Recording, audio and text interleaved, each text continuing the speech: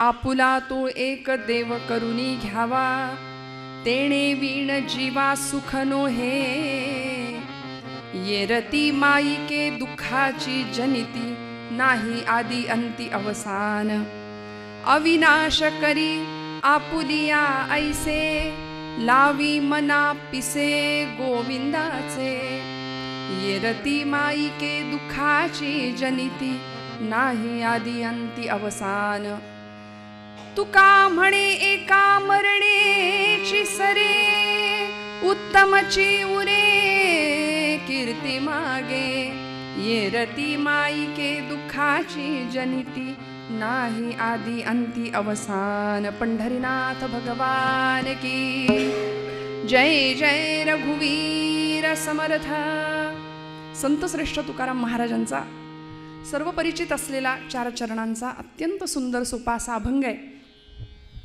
महाराजांनी आपलं कुणाला म्हणायचं याचा परिपाठ या अभंगामध्ये दिलाय. बरं, 5 गोष्टी अशा आहेत की ज्याच्यावरती डोळे झाकून विश्वास ठेवावा. खरं सांगू का, संतांनी आम्हाला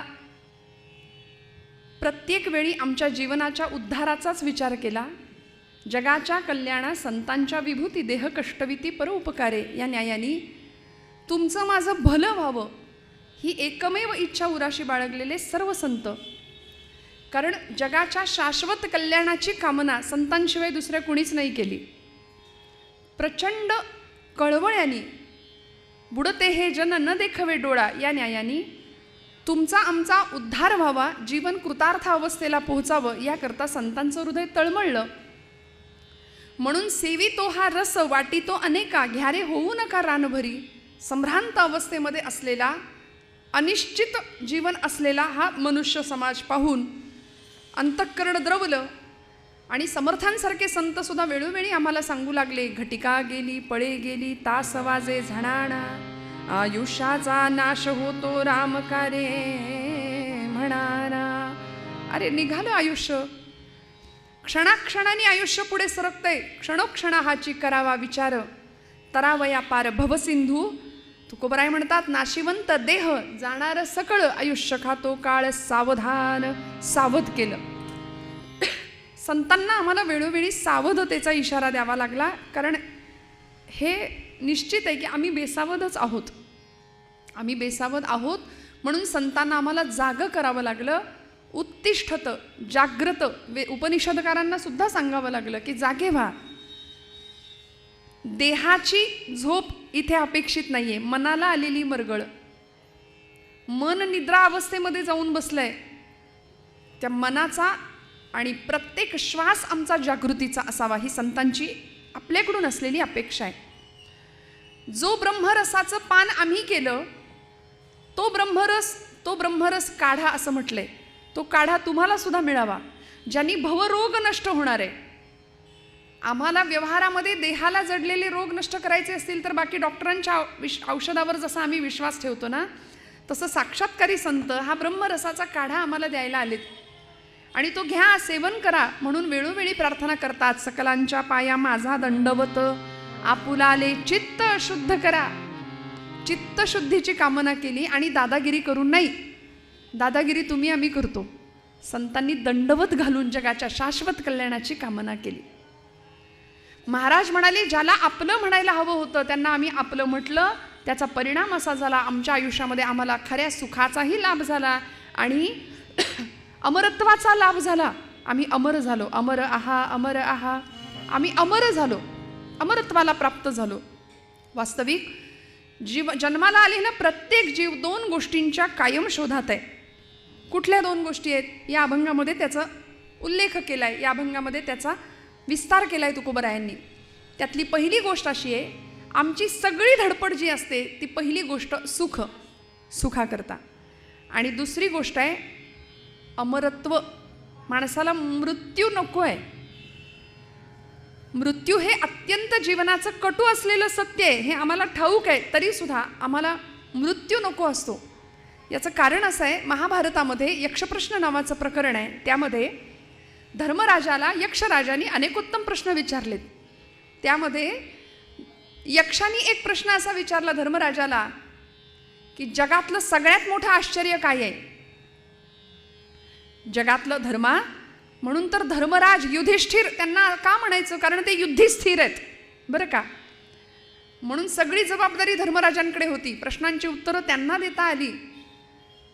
आम्हाला सुद्धा युद्धी स्थिर राहता आलं पाहिजे, कारण रात्रंदिनं आम्हा युद्धाचा प्रसंग, अंतर्बाह्य जग आणि मन ही अवस्था तुमच्या माझ्या आयुष्यात सुद्धा आहे. धर्मराजांनी युधिष्ठिराला प्रश्न विचारला.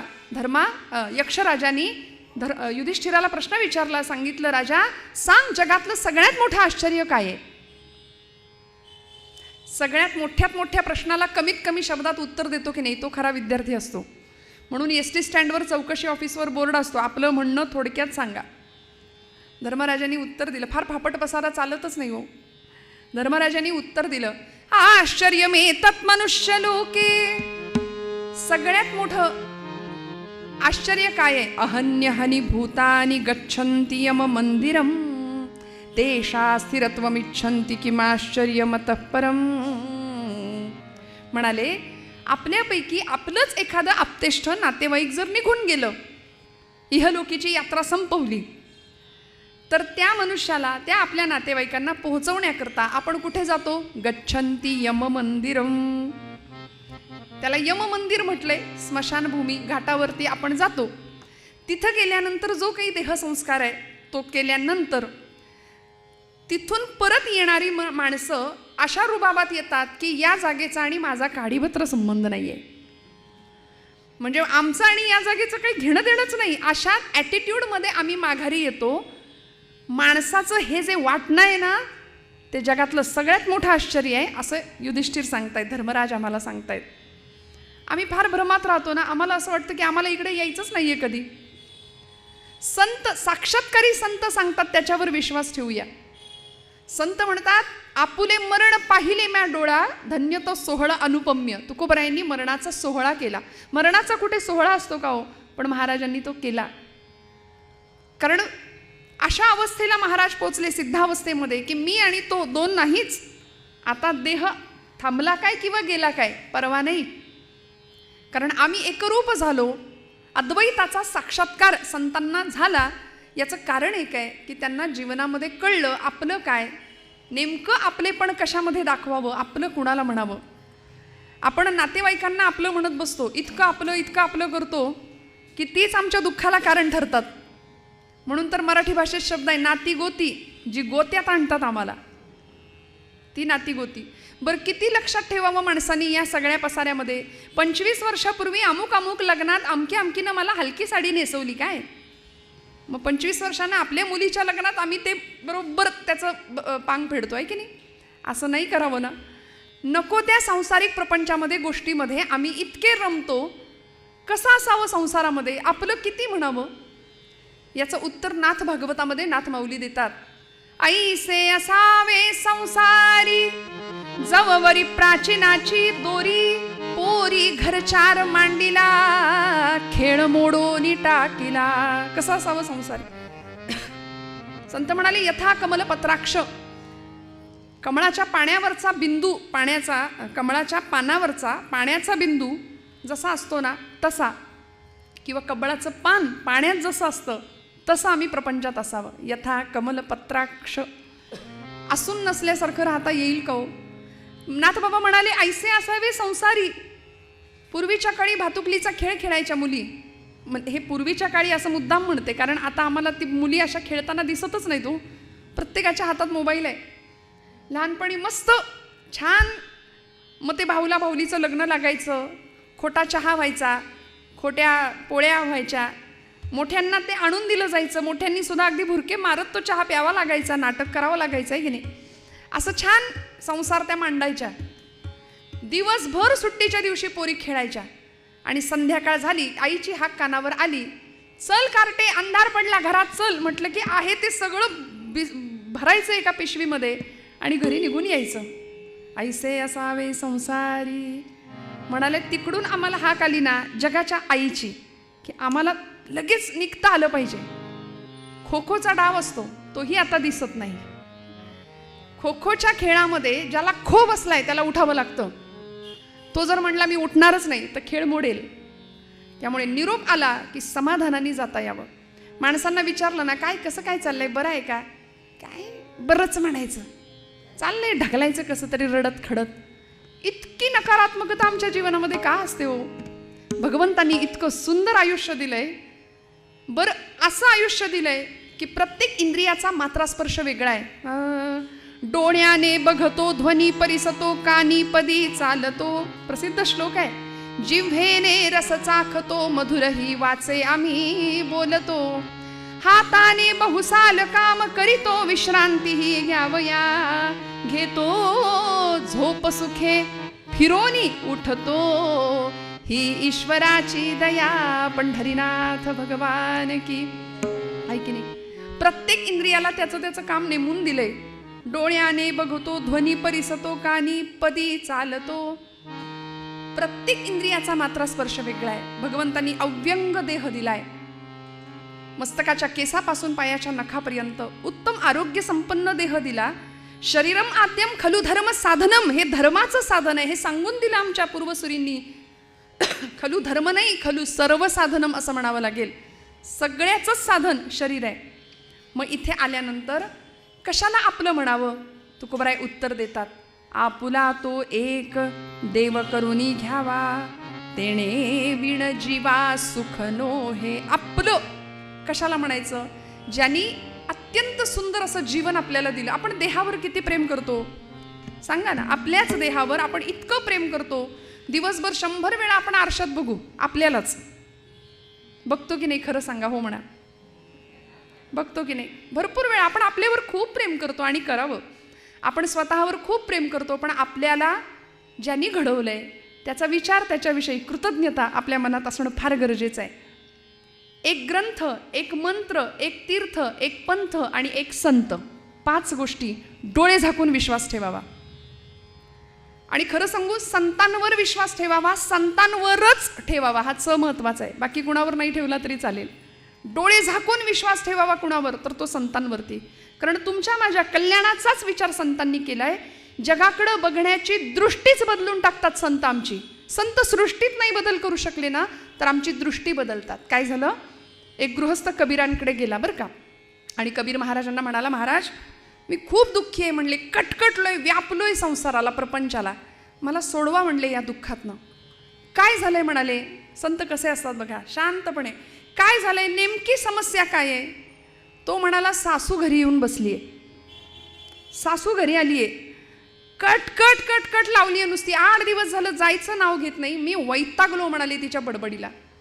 कबीर म्हणाले, महाराज म्हणाले असं कर, सासरी अजून कोण कोण असतं? तो म्हणाला, आहेत ना, सासरे आहेत, माझा मेहुणा आहे. मेहुण्याला हिंदीमध्ये आपल्याकडे साला म्हणतात. त्याची बायको म्हणजे माझी मेहुणी आहे. सगळे आहेत म्हणाले. मग आता असं कर, या दुःखातनं तुला बाहेर पडायचंय ना, तर सासऱ्यांना घरी घेऊन ये म्हणाले. तुझे सासरे बुवा आहेत ना, त्यांना घेऊन ये तुझ्या घरी. संतांचं ऐकायचं. लगेच गेला सासूरवाडीला, सासऱ्यांना घेऊन आला, सासरे बुवांना. एक 2-4 दिवस गेले, पुन्हा महाराजांना भेटायला आला. महाराज आता तर अजूनच कटकट वाढली म्हणे, व्यापलो म्हणाले, नको झाली ही कटकट, सोडवा याच्यातून. महाराज म्हणाले, अजून कोण कोण आहे म्हणाला होतास? मेहुणा आहे, मेहुणी आहे, सगळ्यांना घेऊन ये म्हणे. झालं, सगळ्यांना घेऊन आला. कुठे? आपल्या घरी. अजून कटकट वाढली, अजून दुःख वाढलं, अजून वैताग झाला म्हणाले. महाराज म्हणाले, तुझ्या सासूरवाडीला गोठा आहे का रे? त्या गोठ्यात गुरं आहेत का? हो म्हणाले. गुरच काय, शेळ्या कोंबड्या सुद्धा आहेत. सगळ्यांना घेऊन ये म्हणाला घरी. सगळ्यांना आणायला लावलं. यांनी सुद्धा संत सांगतात ते ऐकायचं म्हणून सगळं आणलं. आणि 4 दिवसांनी जो काही त्रस्त होऊन महाराजांच्या समोर आला आणि म्हणला, तुम्हीच एक कटकट आहे. काय सांगता म्हणाले, मला दुःख दूर करायला, माझ्या प्रपंचात अडचणी आहेत, कटकटी आहेत, मी व्यापलोय, वैतागलोय, म्हणून तुमच्याकडे आलो. आता तुम्हीच एक कटकट सोडवा म्हणाले मला यातून सगळ्यातून. काय करू सांगा? महाराज म्हणाले, नक्की करशील मी सांगेन ते? हो. आता हे सगळ्यांना आणलेस ना, त्या सगळ्यांना परत त्यांच्या त्यांच्या घरी नेऊन सोड. सासू तेवढी घरी राहिली. सगळ्यांना परत त्यांच्या जागेवर नेऊन ठेवलं, सोडून आला. आणि 8 दिवसांनी पुन्हा कबीरांना भेटायला आला. म्हणाला, महाराज एकदम छान, सुखात आहे म्हणाले. म्हटले का? सासू पण गेली? नाही नाही, सासूबाई आहेत. मग म्हणाले त्यावेळीची कटकट ती परवडली म्हणाले, पण ही नको. सासू घरात असतानाची कटकट जी आधी होत होती ना, ती आता कमी झाली. कारण याच्यापेक्षा जास्त कटकट पाहिली, अनुभवली. संत आमच्या दृष्टीत बदल करतात. प्रतिकूलतेला सुद्धा अनुकूलतेकडे वळवण्याची दृष्टी संत आम्हाला देतात. आहे ते स्वीकारूया. फार तक्रारी करण्याचा मनुष्याचा स्वभाव असतो की नाही, तर ती तक्रार न करता भगवंताच्या सानिध्यामध्ये एकदा मी आलो ना की त्याला आपलं म्हणूया. आणि दुर्दैव असं आहे की त्याला आपलं म्हणणारं कुणी नाही हो, कुणी नाही. तिष्ठत उभा आहे परमेश्वर माझा. तो म्हणतो कधीतरी एखादा नामदेव येईल, मला म्हणेल की घे रे पांडुरंगा घास, भरवेल एखादी जनाबाई येईल, माझ्याशी हट्टाचं भांडण करेल. एखादे अज्ञान स्वामी येतील, मला म्हणतील की रामा जेव रे.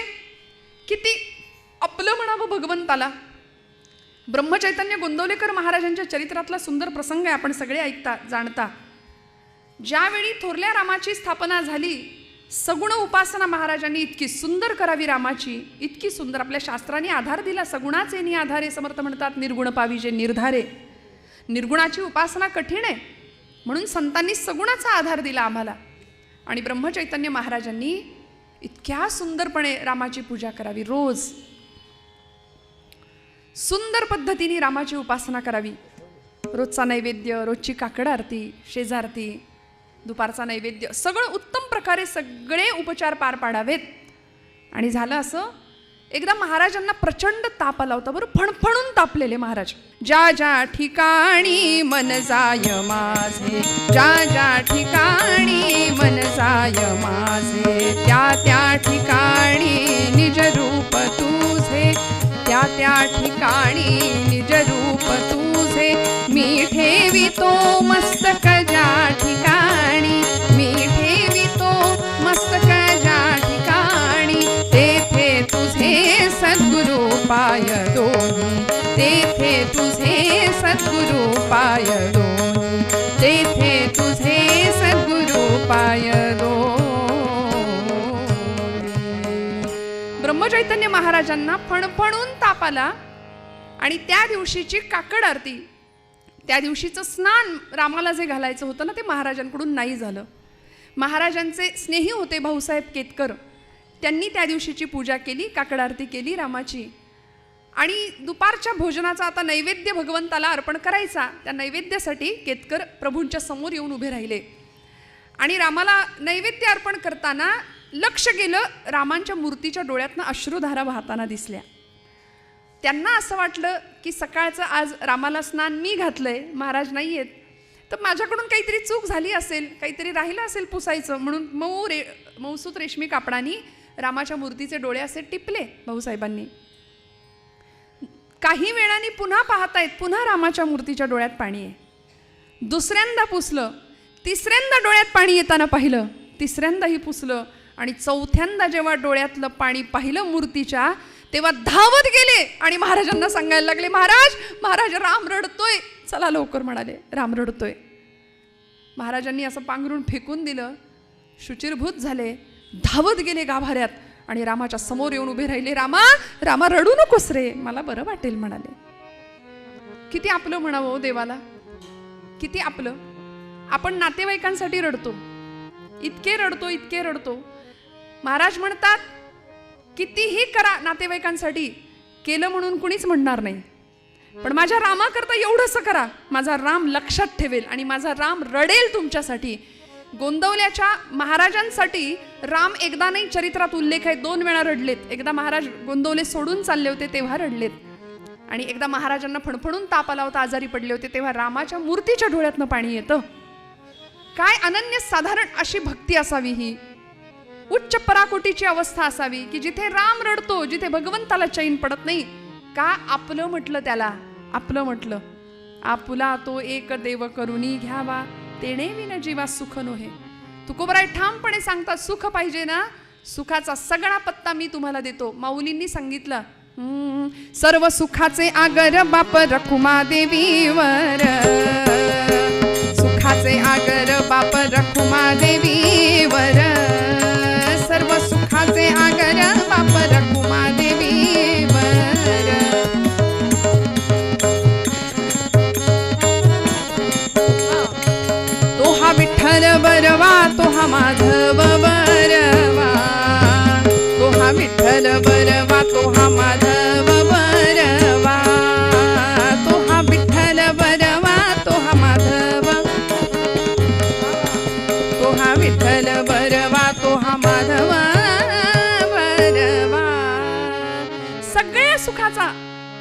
आपलं जर कुठं असेल तर माझा पांडुरंग विटेवर उभा आहे ना, तिकडे जा. त्याला आपलं म्हणूया. ज्याचं त्याचं उपास्य दैवत प्रत्येकाचं वेगळं आहे. कुणी पांडुरंगाला आपलं म्हणेल, कुणी रामाला आपलं म्हणेल, कुणी कृष्णाला आपलं म्हणेल. पण निर्गुण निराकार असलेलं ब्रह्म ते सगुण साकार झालंय तुमच्या माझ्याकरता, त्याला आपलं म्हणूया. अत्यंत प्रेमाने त्याची भक्ती करूया. आणि भक्तीची अवस्था अशी आहे की भक्ती कशी करायची हे शिकवण्याची गोष्ट नाही ना, आतून तो झरा व्यक्त व्हावा. अंतरीचे धावे स्वभावे बाहेरी. आतून जसं आईला शिकवायला नाही लागत लेकराला कसं सांभाळायचं, लेकराला कसं मोठं करायचं, आईला सांभाळावं नाही लागत. मग त्याला आपलं म्हणत असताना त्यांनी सुद्धा आपल्याला आपलं म्हणावं. याकरता आपण उपासना काय करायची हो?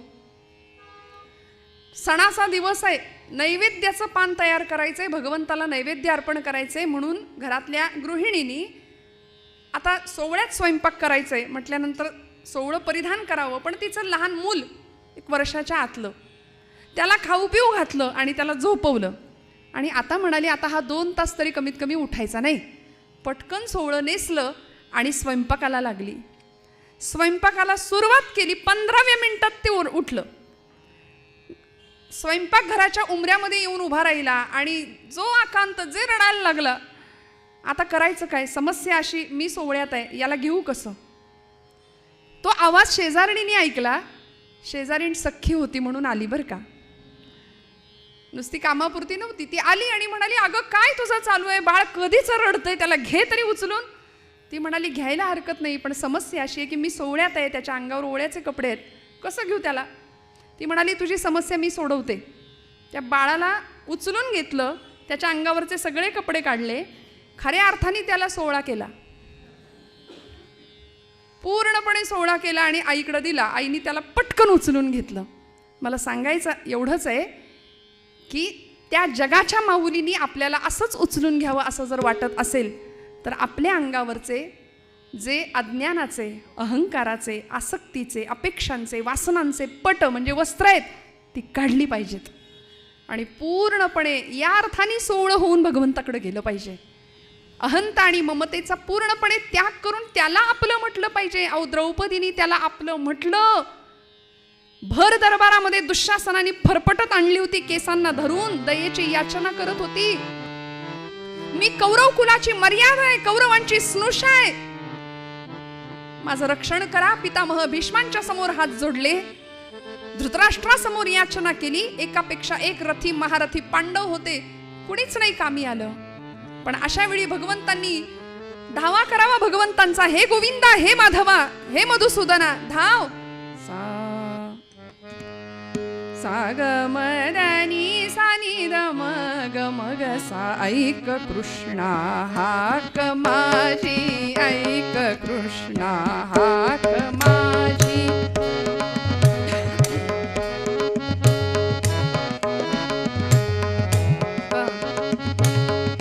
कायम जसी गांजले, कायम जसी गांजले, का तुझेही चक्रपाणी, का तुझेही चक्रपाणी.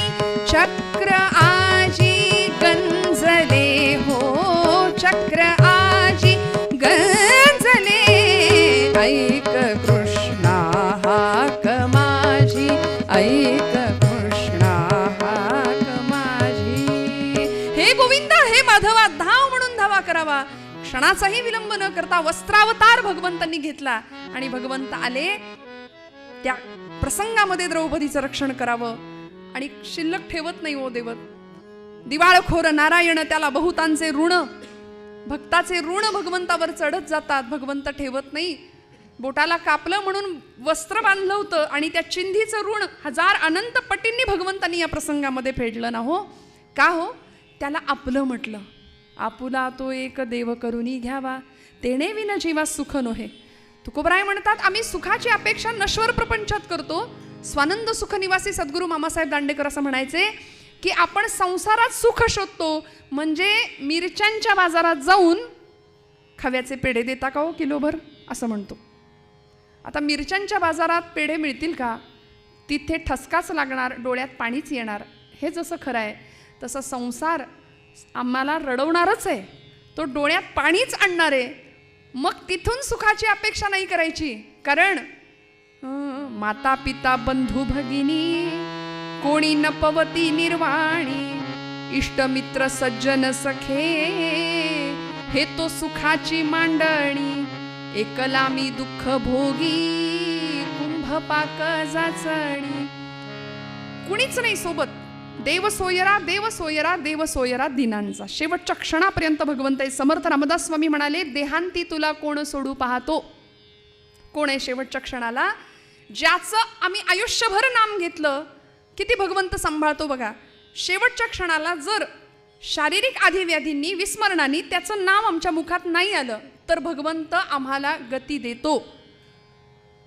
ददामी बुद्धियोगंतम येन मामुपयांती, ते भगवंत म्हणतात, मी माझ्या भक्ताचा पूर्णपणे बुद्धियोग स्थिर ठेवतो. अहम स्मरामि तम भक्तम ददामी च पराम गतिम यदि वातादि दोषेण मदभक्ताम माम हि विस्मरेत. जर शारीरिक व्याधींमुळे माझा भक्त मला विसरला, समजा माझं नाव घ्यायचं विसरला, नामस्मरण विसरला, तर मी त्याला लक्षात ठेवतो. तुलसीदास म्हणतात, ओठ कंठ चले नाही जिव्हा रटे न राम, राम हमारा जप करे हम बैठे आराम. त्यालाच नाही चैन पडत. म्हणून तर तो येतो. नामदेवांच्या कीर्तनामध्ये येत होता की नाही, त्याला नव्हतं चैन पडत. नामदेवांनी कीर्तनाला उभं राहावं, यांनी नाचावं, पितांबर सुटेपर्यंत नाचावं. नामदेव कीर्तन करी प्रेमे पुढे नाचे पांडुरंग. असा भक्तीचा अधिकार संतांनी प्राप्त करून घेतला.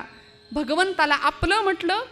मी असं नेहमी म्हणते की देवाकडून सगळं आपण मागतो, देव कोणाला नको आहे. देव नाही मागत आपण. त्याला आपलं म्हणणारे खरे भक्त कमी आहेत.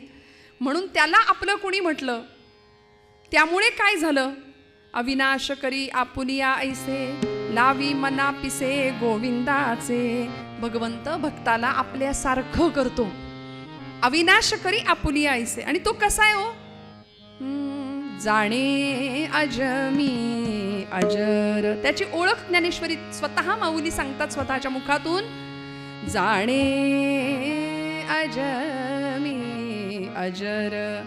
अज मी जन्माला न येणार आहे. अजर म्हातारपण नाही. अक्षमी अक्षर अपूर्व मी अपार स्वानंद मी. जाणे अजमी अजर. श्रीमद भागवतामध्ये व्यासांनी त्याचं स्वरूप सांगितलंय. सच्चिदानंद रूपाय विश्वोत्पत्त्यादि हेतवे तापत्रय विनाशाय श्रीकृष्णाय वयं नुमः. असा सच्चिद आनंद स्वरूप असलेला परमात्मा, त्याला आपलं म्हणूया. तो आपल्याला आपल्यासारखं करतो आणि तो षड्गुणैश्वर्य संपूर्ण आहे. ज्ञान वैराग्य ऐश्वर्य यशश्री औदार्य हे साही गुणवर्य वसती जेथ. येणे कारणे भगवंत, या कारणे भगवंतू जो निसंगाचा संगातू, तो म्हणे पार्था दत्त चित्तू होई. अथा ज्ञानोबा माऊली ज्ञानेश्वरीत सांगतात. त्यामुळे त्याला आपलं म्हणूया. काय होणार आहे? तुका म्हणे एका मरणेची सरे उत्तमची उरे कीर्ती मागे. सगळं संपणार आहे, सगळं निघून जाणार आहे.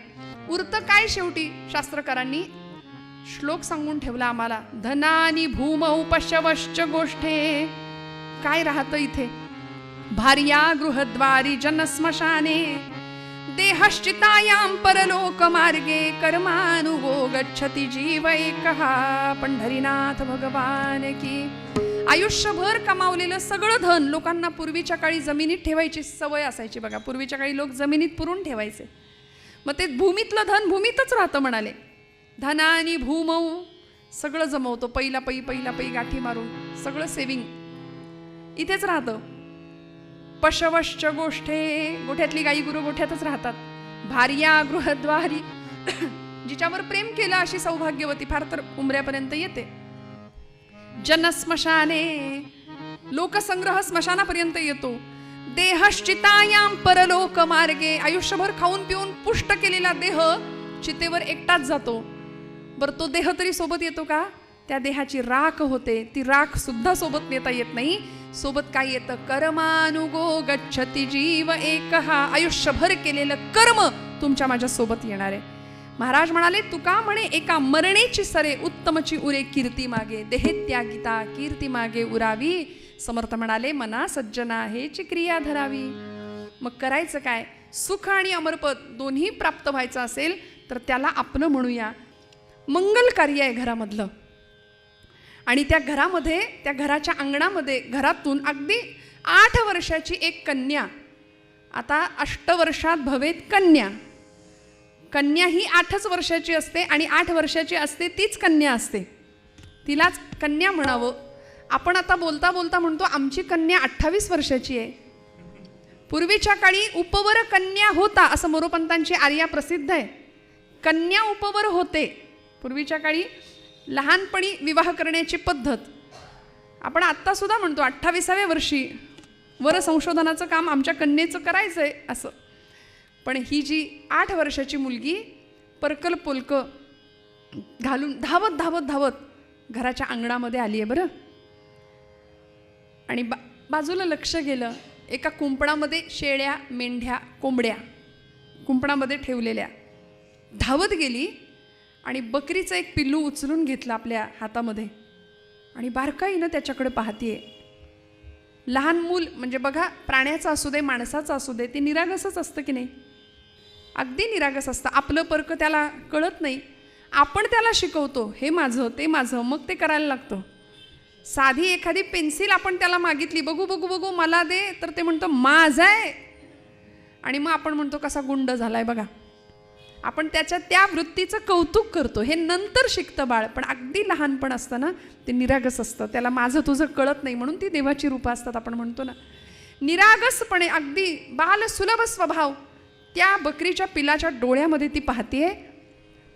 आणि तेवढ्यात तिची आई आली, ते बकरीचं पिल्लू खसकन ओढून घेतलं, तणकण जमिनीवर आपटलं आणि म्हणते, कार्टे शेळ्या मेंढ्यांच्यात खेळत बसलीस, टाक खाली ते बकरीचं पिल्लू, उद्या तुझं लग्न आहे. आणि अशी शेळ्या मेंढ्यांच्यात खेळते. 8 वर्षाची मुलगी आईला विचारते, आई लग्न म्हणजे काय ग? हेही कळत नव्हतं. त्या वयात विवाह करायचा होता उद्या. आई लग्न म्हणजे काय? आई म्हणाली झालं म्हणजे कळेल तुला. पूर्वीचा काळ हो. पण त्या 8 वर्षाच्या मुलीने आईला प्रश्न विचारले, आई या सगळ्या शेळ्या मेंढ्यांना इथं का बरं आणून ठेवले ग? का बांधून ठेवले कोंबड्यांना बकऱ्यांना? आईनं उत्तर दिलं, बाळा आजपर्यंत आपण अनेकांच्या घरी गेलो, मंगल कार्याला गेलो, त्यांच्या लग्न समारंभाला गेलो, तिथे गेल्यानंतर चांगलं चुंगलं खाल्लं. आता उद्या तुझं लग्न आहे की नाही, तर तुझ्या लग्न समारंभाच्या निमित्ताने येणाऱ्या सगळ्या पाहुण्यांना या सगळ्या प्राण्यांचं मांस शिजवून खायला घालायचंय. पोरीच्या डोळ्यातनं टचकन पाणी आलं, हृदयाला चटका बसला. भगवंत बुद्धी देतो बरं का. डोळ्यातनं पाणी आलं आणि मनात विचार आला 8व्या वर्षी की माझ्या लग्नाच्या निमित्ताने या सगळ्या प्राण्यांना मारून कापून त्यांचं मांस येणाऱ्या पाहुणे मंडळींना जर द्यायचं असेल तर या सगळ्या हत्येची, या सगळ्या प्राण्यांच्या निष्पाप जीवांच्या हत्येची जबाबदार मी आहे. आणि मीच इथे जर नाही राहिले तर या सगळ्यांचे प्राण वाचतील. 8 वर्षाच्या मुलीला भगवंतांनी बुद्धी दिली. तेषाम सततयुक्तानां ददामि भक्तास्त्वां पर्युपासते ददामि बुद्धियोगंतम येन मामुपयांती. ते भगवंत बुद्धी देतो. अशा भक्ताचा बुद्धियोग भगवंत स्थिर ठेवतो जो सतत युक्त आहे परमेश्वराशी. आणि तिने विचार केला की आता इथे थांबायचं नाही. मनारे जनी मौन्य मुद्रा धरावी. समर्थ म्हणतात, कथा आदरे राघवाची करावी. नसे राम ते धाम सोडून द्यावे. सुखा लागी आरण्य सेवित जावे. जय जय रघुवीर. जिथे माझा राम नाही, जिथे त्याचं नाम नाही, तिथे राहणार नाही. हा वयाच्या 8व्या वर्षी प्रण निश्चित केला संकल्प. आणि ती मुलगी त्याच दिवशी, त्याच अंधाऱ्या रात्री घरातनं बाहेर पडली. घर सोडलं. काटा नाही, कुटा नाही, ऊन नाही, पाऊस नाही, वारा नाही, वादळ नाही, काही नाही पाहिलं. आणि त्या रात्री घर सोडलं. रात्रभर रानोमाळ भटकत होती. दुसऱ्या दिवशीची सकाळ उजाडली. आता लग्न समारंभातून मुलगी निघून जाते म्हटल्यानंतर काय अवस्था झाली असेल आपण कल्पना करा. सगळे तिला शोधायला बाहेर. गावातली सगळी माणसं, आई वडील सगळे शोधतायत. कोण होती हो ही? श्रोते हो,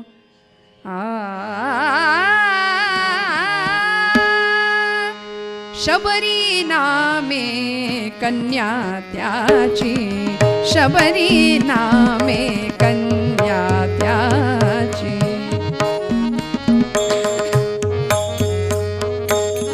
शबरी नामे कन्या त्याची, खेळतसे लढीवाळ, खेळतसे लढीवाळ. शांत सुशीला वागुनी देही, शांत सुशीला वागुनी देही. शांत सुशीला वागुनी देही, कंठित सेती काळ, कंठित सेती काळ. शबरी नामे कन्या त्याची, शबरी नामे, शबरी नामे, शबरी नामे कन्या त्याची. मलयाद्री तटी होता एक पुलिंदाख्य, मुख्य तो शबरा. पुलिंद नावाचा एक शबर व्याध, त्या व्याधाच्या पोटी जन्माला आली म्हणून शबरी असं नाव. वास्तविक जन्म कुठं घ्यायचा हे आपल्या हातात नाही ना श्रोते हो. जन्मना जायते शूद्रहा संस्कारात द्विज उच्चते, हे शास्त्र आम्हाला सांगून गेलं. जन्म कुठे घ्यायचा हे आपल्याला माहिती नाही, ईश्वरी इच्छेचा तो भाग आहे. पण व्याधाच्या पोटी, शबराच्या पोटी, ज्या घरामध्ये कायम खून मारामाऱ्या दरोडेखोरी हेच होतं, त्या घरामध्ये जन्म झाला एका सुंदर अशा भक्ताचा. साने गुरुजींची फार सुंदर कविता आहे. गुरुजी म्हणायचे, जन्मा येणे देवा हाती, करणी जग हासवी, जाणे व्यर्थची कुल थोरवी. पंकापोटी जन्म पाऊनी सौंदर्ये हासते, पंकापोटी जन्म पाऊनी सौंदर्ये हासते. म्हणून का कमल तुच्छ वाटते, म्हणून का कमल तुच्छ वाटते. तडित कडाणे उपजे काण्या, कभिन्न मेघोदरी. तडित कडाणे उपजे काण्या, कभिन्न मेघोदरी. म्हणून का वीज नसे साजिरी, म्हणून का वीज नसे साजिरी. काळ्या कभिन्न मेघामध्ये वीज चमकते, घाण अशा डबक्यामध्ये कमळाचं फूल उगवतं. तसं जन्माला येणं, कुठं येणं हे आपल्या हातात नाही, ईश्वरी इच्छेचा तो भाग आहे. पण भगवत कृपा अशी संपादन केली, या जन्मामध्ये पूर्णपणे रामकृपा प्राप्त केली. 8व्या वर्षी घर सोडलं, उंच झाडावर चढून बसली, दिसली नाही पाहिजे कुणाला म्हणून. सगळ्यांनी शोधाशोध केली, सगळी माणसं हताश होऊन माघारी निघून गेली आणि ही मुलगी पुन्हा चालायला सुरुवात झाली. अखंड रानोमाळ भटकत होती. बरं, अखंड किती दिवस फिरावं? 1 वर्ष, 2 वर्ष नाही हो, चरित्रात वर्णन आहे 12 वर्ष ही मुलगी रानोमाळ भटकत होती. एक तप पूर्ण झालं, एक तप. अनेक प्रतिकूलता, अनेक संकटांचा सामना करत 12 वर्ष रामाच्या शोधात, सद्गुरूंच्या शोधामध्ये. कारण त्याला आपलं म्हटलं होतं की नाही, आपुला तो एक देव करुनी घ्यावा, बाकी सगळं बाजूला ठेवलं. समर्थ म्हणतात, देवाच्या सख्यत्वासाठी पडाव्या जीवलगांच्या तुटी. सोडावं लागलं घरदार नातेवाईक तरी चालेल, सर्वस्व अर्पावे शेवटी, प्राण तोही वेचावा. देह जावो अथवा राहो, पांडुरंगी दृढ भावो. नामदेव महाराज म्हणाले, सगळं सोडलं, आप्तेष्ट नातेवाईक आणि प्रभूंच्या शोधात, सद्गुरूंच्या शोधामध्ये रानोमाळ भटकावं. 12 वर्ष पूर्ण झाले, एक तप पूर्ण झालं. भगवंताच्या जवळ जर पत निर्माण व्हावी असं वाटत असेल तर माणसाने तप करावं असं म्हणतात. पत, तप. जर तप न तर मग पत न. पंढरीनाथ महाराज की तप झालं पाहिजे. तपाला अनन्यसाधारण महत्व आहे. एक तप पूर्ण झालं आणि भगवंतांनी असं ठिकाण दाखवलं श्रोते हो, की ज्या ठिकाणी खऱ्या अर्थी अद्वैताचा साक्षात्कार झालेला तिला पाहायला मिळाला. काय होतं, काय असं दृश्य दिसलं? एक भलं मोठं सरोवर होतं, छान सुंदर फुलांचे ताटवे फुलले होते, मस्त स्वच्छ पाणी होतं त्या सरोवराचं. त्या सरोवरावर वाघ आणि गाय एकत्र पाणी पितायत. जन्मजात एकमेकांचे वैरी असलेले प्राणी एकत्र नांदतायत. मांजरं आणि मुंगसं एकत्र खेळतायत. एक आसन्न प्रसवा असलेली बेडकी चालून थकली म्हणून एका सर्पानी तिला आपला फणा वर करून तो तिला सावली देतोय. जन्मजात एकमेकांचे वैरी असलेले प्राणी जिथं गुण्या गोविंदांनी नांदतायत असं वातावरण तिला दिसलं, अद्वैताचा साक्षात्कार, आणि म्हणाली काय भगवंताची किमया आहे, काय लीला आहे. कोण सगळ्यांचं रक्षण करतं, कोण सगळ्यांना सांभाळतं, प्रश्नांची उत्तरं शोधू लागली. कवी म्हणाले घुमट बांध्यावरी कोट बुरजावरी वाढले वृक्ष त्या पाणी कोणी दिले. मांसमय सुस्तनी दुग्ध निर्मुनी तुला पाजिले कोण तुझं नाही रे उमगले. हरिण शावते शश जीवनांना गो महिष वन्य पशु पक्षी कृमी कीटका अन्न देऊनी कुणी पोशिले सांगना. काय गंमत आहे निसर्गाचा, काय चमत्कार आहे. आपण कधी विचार करतो का हो? शशमका कबुतरा शुभ्र केले कुणी लाल चंचुपुटी पोपटी रंगले. अस्वला कावळ्या काजळी फासुनी मोरपंखावरी रंग काते दिले. पीत धामिणीची धाव पाया विणा, पीत धामिणीची धाव पाया विणा. अजगरा काढिली वेल बुट्टी पहा नागमाथ्यावरी रेखी आखडा 10. कोण करतंय हे सगळं? काय चमत्कार आहे. जननी जठरे रक्षियले मज पोषुनी पंचही प्राण रामा तू माझा यजमान. सगळ्याचा करता करविता परमेश्वर आहे. या अद्वैत साक्षात्काराचा तिला अनुभव आला आणि असं एक दिव्य आसन तिने पाहिलं. व्याघ्राजिनावर बसलेली एक योगिनी दिसली. बरं, अर्धोन्मिलित नेत्र आहेत, प्रचंड तेज आहे चेहऱ्यावरती. शबरीनी 12 वर्षाच्या तपपूर्तीनंतर रानोमाळ भटकत होती, गुरूंच्या शोधात, रामाच्या शोधात. असं स्थान भगवंतांनी दाखवलं. एक योगिनी दिसली, अर्धोन्मिलित नेत्र आहे. असं म्हणतात महापुरुष जगाकडे डोळे फाडून, डोळे उघडे ठेवून कधीच बघत नाहीत. कायम अर्धोन्मिलित नेत्र असतात संत सत्पुरुषांचे. कारण अर्धलक्ष मायेकडे असतं म्हणून ते डोळे उघडे असतात, आणि अर्धलक्ष ब्रह्माकडे असतं. ब्रह्म तदाकार वृत्तीला ही मंडळी पोहोचलेली असतात. अर्धोन्मिलित नेत्रांची ती योगिनी दिसली आणि शबरी विचार करते की ही कोण असेल? ही महाकाली तर नसेल, महालक्ष्मी तर नसेल, महासरस्वती तर नसेल. म्हणून प्रार्थना करावी. अन्नपूर्णे सदा पूर्णे शंकर प्राणवल्लभे ज्ञान वैराग्य सिद्ध्यर्थम भिक्षां देहि च पार्वती. हे आई, तू महाकाली आहेस का, तू महासरस्वती आहेस का, महालक्ष्मी आहेस का, तू कुणीही असलीस तरी सुद्धा आई तुझ्या असण्यामुळे आजूबाजूच्या वातावरणामध्ये जो बदल झालाय ना तो विलक्षण आहे. श्रोते हो, बघा तुम्ही सज्जनांच्या सहवासात का राहावं, संतांच्या सहवासात का राहावं. कारण संत जिथे असतात ना त्यांच्या अस्तित्वाने आजूबाजूचं वातावरण बदलतं. त्यांच्या असण्यामुळे जया दर्शने स्पर्शने पुण्य जोडे, नुसत्या दर्शनाने सुद्धा पुण्यप्राप्ती होते. त्यामुळे हा आजूबाजूच्या वातावरणातला बदल शबरीने अनुभवला आणि आईला, त्या योगिनीला तिने सांगितलं की मला ज्ञान आणि वैराग्याची भिक्षा आई घाल, ज्ञान वैराग्याची भिक्षा घाल. त्या योगिनीने सांगावं, शबरी इथून जवळच पंपा सरोवर नावाचं तीर्थ आहे, त्या क्षेत्रामध्ये तुला जावं लागेल. मी तुझे गुरु म्हणून तुझ्या मनाचं समाधान नाही करू शकणार, पण मी तुला पत्ता सांगेन की तू इथून जा, तिथे तुला तुझे गुरुजी भेटतील. सुनो सखी अब ही मोरी बात, सुनो सखी अब ही मोरी बात, सुनो सखी अब ही.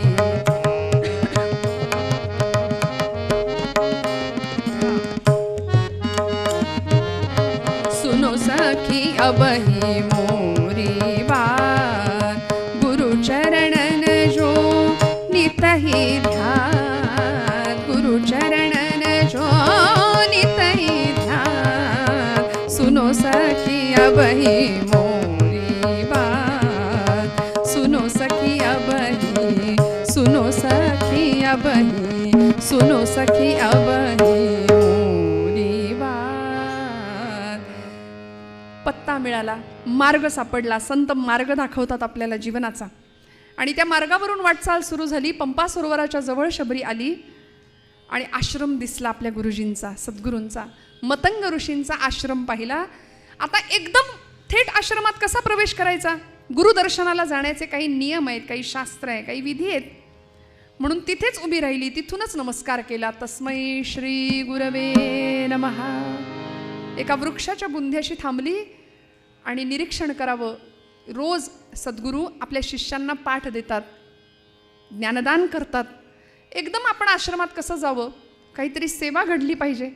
भगवंताच्या किंवा सद्गुरूंच्या कृपेला प्राप्त होण्याकरता एक दार आहे आणि ते दार माऊली म्हणतात सेवेचं आहे.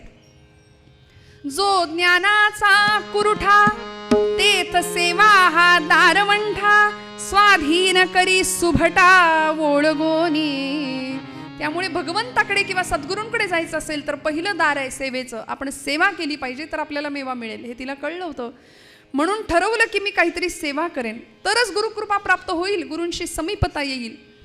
म्हणून रोज निरीक्षण करावं. एका वृक्षाच्या बुंध्याशी असायची आणि मतंग ऋषी रोज स्नानाला जायचे. पाहिलं आपल्या शिष्यांच्या बरोबर अगदी ब्रह्ममुहूर्ताला. मी पहिल्या दिवशी सांगितलं होतं. आता ब्रह्ममुहूर्त म्हणजे नेमकं काय हे याच्यासाठी एक वेगळं कीर्तन करावं लागेल, सांगावं लागेल आजच्या पिढीला, नाही का? माहिती नाही हो कुणाला. अगदी मध्यरात्री ब्रह्ममुहूर्त, अगदी 2:30चा प्रहर. आणि त्या प्रहराला गुरुजी मतंग ऋषी आपल्या शिष्यांना घेऊन नदीवर स्नानाला जायचे. शबरीने पाहिलं रोज माझे गुरु स्नानाला जातात नदीवर या वाटेनी, आणि ज्या वाटेनी जातात ती वाट अत्यंत खाचखळग्यांनी भरलेली आहे. त्या वाटेवर अत्यंत काटे आहेत, खडे आहेत. इतरांच्या जीवनाला सन्मार्ग दिशा दर्शन करणारा माझा सद्गुरू आपण मात्र खाचखळग्यातनं चाललाय. बघवलं नाही, वाईट वाटलं. म्हणून एक झाडू घ्यावा आणि सद्गुरू यायच्या आत तो रस्ता रोज स्वच्छ करावा. रोज त्या रस्त्यावरचे काटे बाजूला काढावेत, खडे बाजूला करावेत, रोज स्वच्छ. आणि आलं ना, भगवंत ओळखतो, सद्गुरू ओळखतात. गुरूंच्या लक्षात आलं की रोज कुणीतरी ही वाट स्वच्छ करतंय, कोण बरं असेल. म्हणून दुसऱ्या दिवशी रस्ता झाडण्याचा जसा आवाज आला तसा पर्णकुटीचं दार उघडून मतंग ऋषींनी पाहिलं की ही शबरी रस्ता झाडतीये. जवळ आले आणि विचारलं, कोण आहेस तू?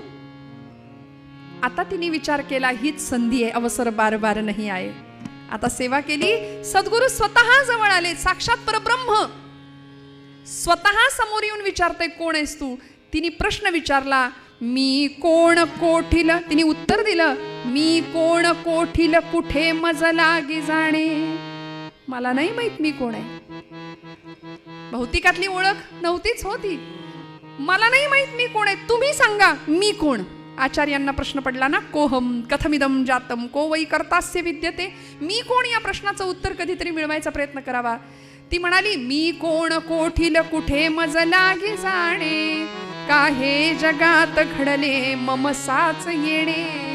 मी काय इथे आलीये मला नाही माहित गुरुजी, आपण सांगा.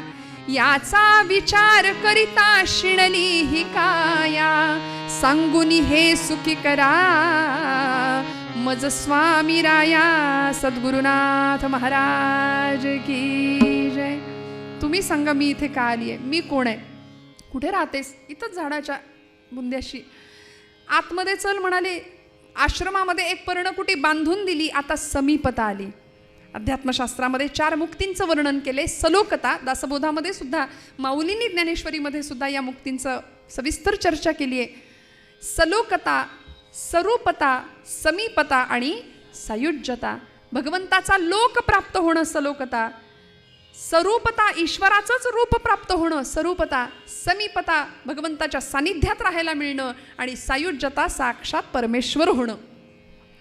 त्यामुळे या 4ही मुक्तींचा लाभ व्हावा. देवाची द्वारी उभा क्षणभरी तेणे मुक्तीचारी. या 4 मुक्ती तेव्हा प्राप्त होतील आम्हाला. क्षणभर चिंतन करा, क्षणभर त्याला आपलं म्हणा. आपुला तो एक देव करूनी घ्यावा. आणि मग आश्रमामध्ये राहायला लागली. एक पर्णकुटी दिली होती तिला.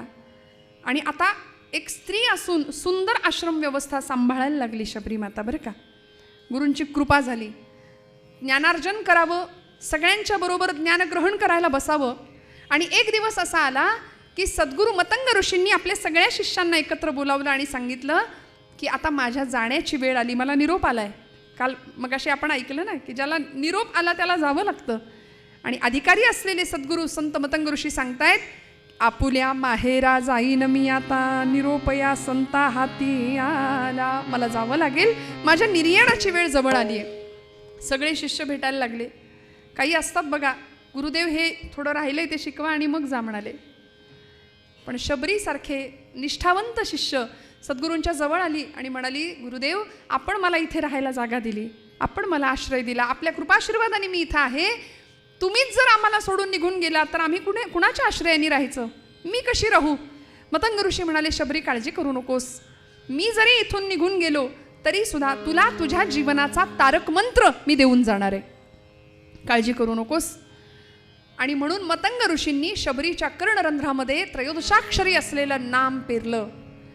आहेत मंत्र पुष्कळ, मोरोपंत म्हणाले, काय करावे सुमंत्र ते राहो, मंत्रात मंत्र उत्तम, श्रीपासुनी वर्ण जात ते राहो, ते राहो आणि तेरा हो, असा मोरोपंतांचा फार सुंदर भाव. त्रयोदशाक्षरी असलेल्या श्री या वर्णाक्षरापासून सुरू होणारा श्रीराम जय राम जय जय राम असा मंत्र तिला दिला, अनुग्रह दिला. आणि मग मतंग ऋषी निघून गेले, निर्याण झालं. पाठोपाठ गुरुपत्नी सुद्धा निघून गेल्या. आणि आता शबरी माता एकटी सगळी आश्रम व्यवस्था सांभाळतीये. पण निष्ठा अशी पक्की होती, आपलं म्हटलं होतं भगवंतांना, आपलं म्हटलं होतं सद्गुरूंना.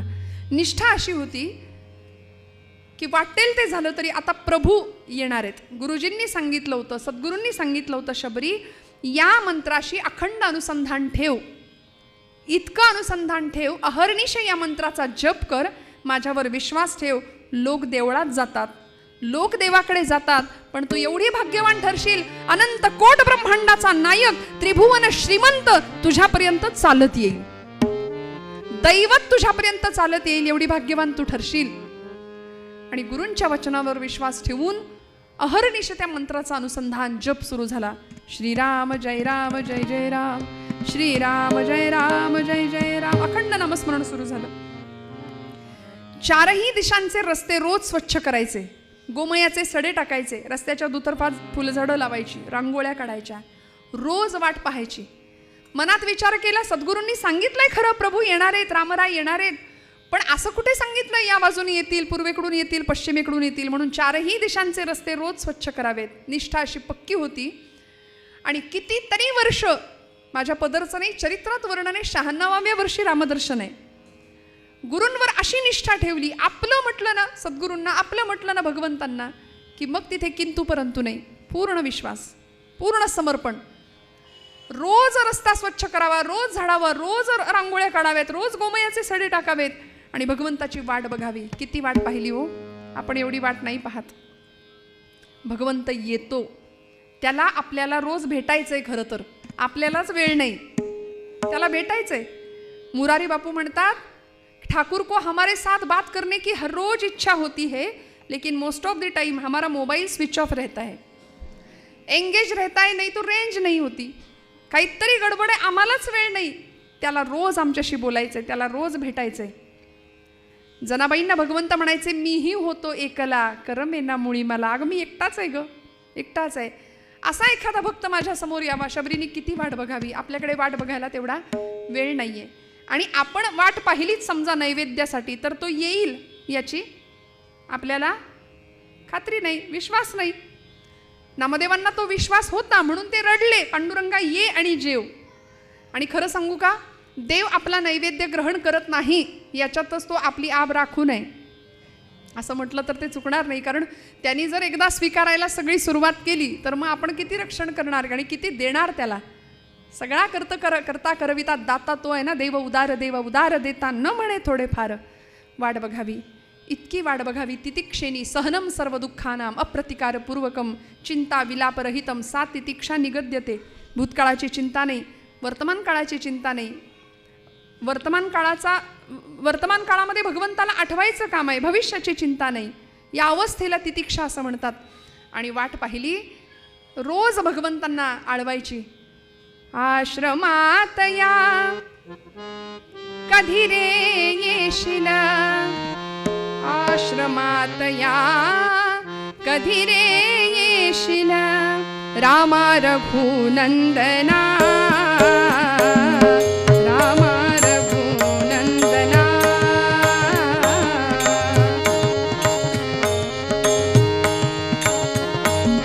रामा रघुनंदना.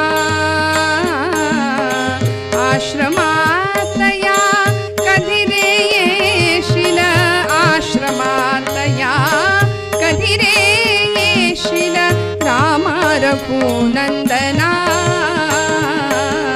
रामा रघुनंदना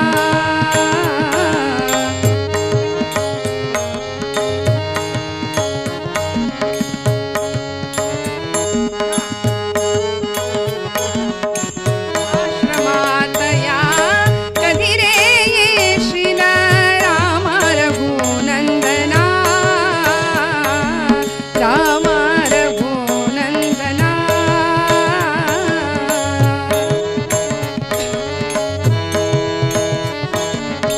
पतित पावना श्री रघुनाथा एकदाच ये जाता जाता पाहिन पूजिन टेकिन माथा पाहिन पूजिन टेकिन माथा तोच स्वर्ग मग तिथेच येईल तोच स्वर्ग मग तिथेच येईल पुरेपणा जीवना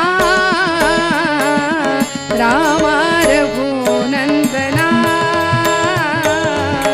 रामा रघुनंदना रामा रघुनंदना रामा कधी याल इतकी वाट बघावी आणि गुरूंनी सांगितलेल्या वचनांवर विश्वास ठेवून नामस्मरण सुरू आहे. आणि एक दिवस शरीर इतकं कृश झालं, अस्थिपंजर असलेला तो देह वर्णन केलंय. रोज वाट पाहावी, अक्षरशः तिच्या शरीराच्या मांसाचे लचके कावळे गिधाड नेत होते. इतकी वाईट अवस्था.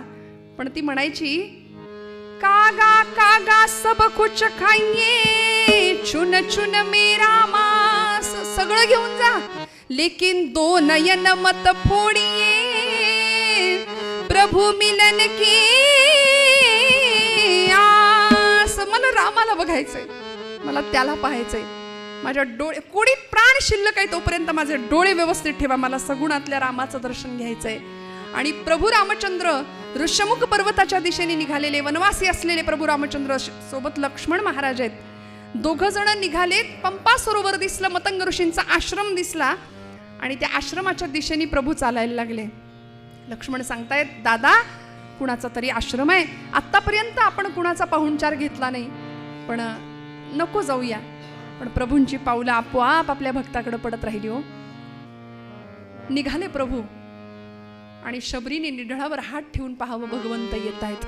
सोबत लक्ष्मण आहेत. तरुण रूप संपन्न सुकुमारौ महाबलो राजस सुकुमार मदनाचा पुतळा रवी शशी कळा लोपलिया चंद्राहुनी शीतळ. असा सुंदर भगवंतांचं ते रूप पाहिलं, सुंदर ते ध्यान. आणि शबरीनी अष्टसात्विक भाव जागृती झाली. रामा रामा या, माझ्या गुरुजींनी सांगितलं होतं आपण येणार आणि आपण आलात, या असे या, इकडून या इकडून या. असं करता करता एक लाकडाचा ओंडका होता आणि त्या ओंडक्यावर आपलं एक वलकल तिने टाकलं.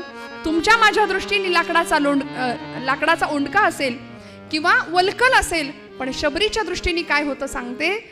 ज्ञानेश्वरीच्या 15व्या अध्यायामध्ये माऊली सांगतात, आता हृदय हे आपुले चौफाळुनी या भले वरी बैसवू पाऊले श्री गुरूंची ऐक्य भावाची अंजुळी सर्वेंद्रिये कुडमुळी भरून या पुष्पांजुळी अर्घ्यू देवो. भगवंतांना बसवलं. शेजारी लक्ष्मण आहेत, डोळे भरून प्रभूंकडे पाहतीये. पाद्यपूजा केली आणि आता लक्ष्मण सांगतायत, दादा निघूया का. प्रभू शबरीला सांगतायत, झालं का तुझ्या मनासारखं, निघू का आता. ती म्हणते, नाही देवा, वयाच्या 8व्या वर्षी या ध्येयाने प्रेरित होऊन मी घर सोडलं. अवघं जीवन तुमच्या शोधात, सद्गुरूंच्या शोधात. आज माझ्या सद्गुरूंच्या वचनांवर विश्वास ठेवला, तुम्ही भेटलात. बस आता या जीवनाला सायुज्यता मुक्ती प्राप्त व्हावी, बाकी काही नको. म्हणून द्रोण बोरांनी भरलेला समोर आणला. विनवित शबरी रघुराया ते तुझसाठी आणली आज मी बोरे. भागला भुकेला असशील जरी तू देवा, जमविला रानचा हा मेवा. म्हणून तो बोरांनी भरलेला द्रोणाचा समोर केला. लक्ष्मणाने ते पाहिलं आणि हळूच दादांना सांगितलं, दादा उष्टी आहेत बोर, उष्टी आहेत बोर. शबरी सांगते, लक्ष्मणा अरे हे उष्टी नाही, का सौमित्रा शंकित दृष्टी. असं शंकेने बघू नको. गदिमांनी काय सुंदर बहार चढवली या प्रसंगावर, काय सुंदर शब्दरचना केली आणि बाबूजींचे सूर आपण ऐकता गीत रामायणामध्ये. असं शंकित दृष्टीने माझ्या बोरांकडे पाहू नको, कारण ती अभिमंत्रित केलेली आहेत नामाच्या सहाय्याने. माझ्या मुखात सतत नाम आहे. का सौमित्रे शंकित दृष्टी अभिमंत्रित ही नवेत उष्टी.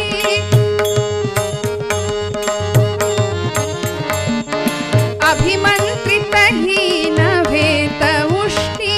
या वदनी तर नित्यनाद तो. या वदनी तर नित्यनाद तो.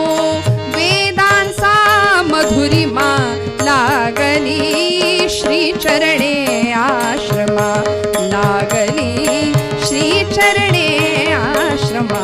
लागली श्री चरणे आश्रमा. धन्य मी शबरी श्रीरामा. धन्य मी शबरी श्रीरामा. लागली श्री चरणे आश्रमा. लागली श्री चरणे आश्रमा. लागली श्री चरणे आश्रमा. सेवा देवा कंदमुळे ही पक्व मधुरशी बदरी फळे ही.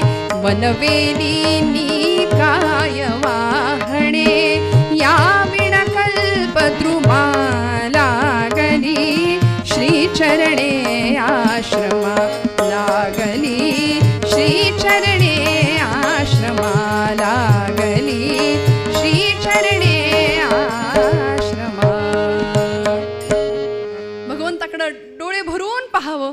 भगवंतांनी लक्ष्मणाला बघावं. बोरांची मूठ भरावी आणि पहिली त्याच्याच हातात दिली. खा म्हणाले.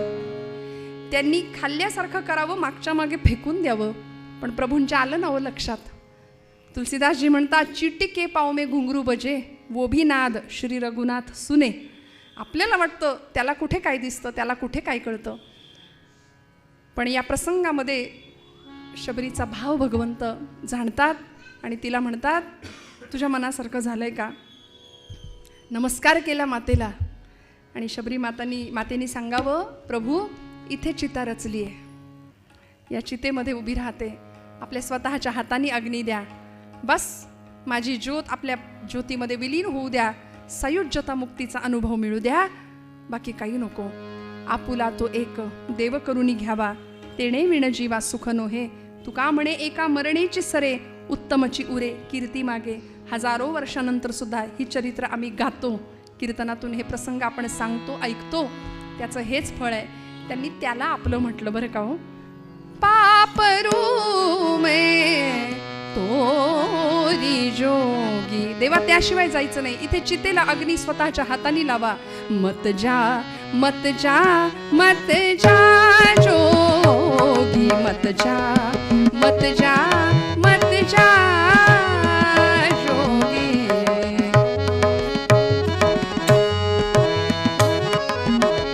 अगर चंदन की चितार जाऊं. अगर चंदन की चितार जाऊं. अपने हाथ जला जा. अपने हाथ जला जा. मत जा मत जा मत जा जोगी. मत जा मत जा मत जा मत जा मत जा.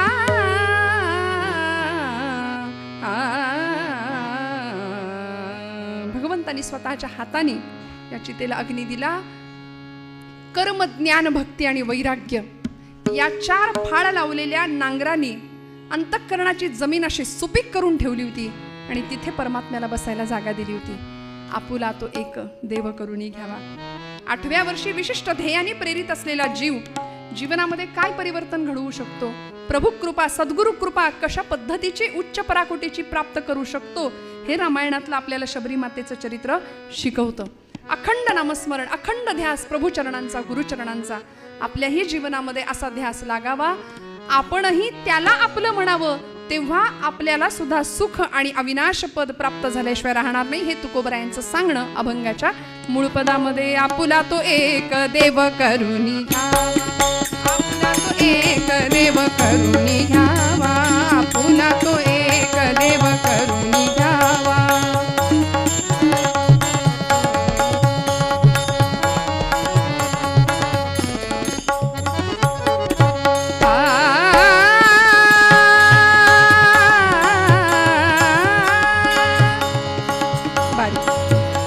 आजची झालेली सेवा भगवान नृसिंहांच्या चरणी समर्पित करते. बोलत असताना काही वेडवाकडं गेलं असेल तर मोठ्या अंतकरणाने क्षमा करा. सगळ्यांच्या चरणी नमस्कार करून आजच्या कीर्तन सेवेला निरोप देते. तेणे वीणाची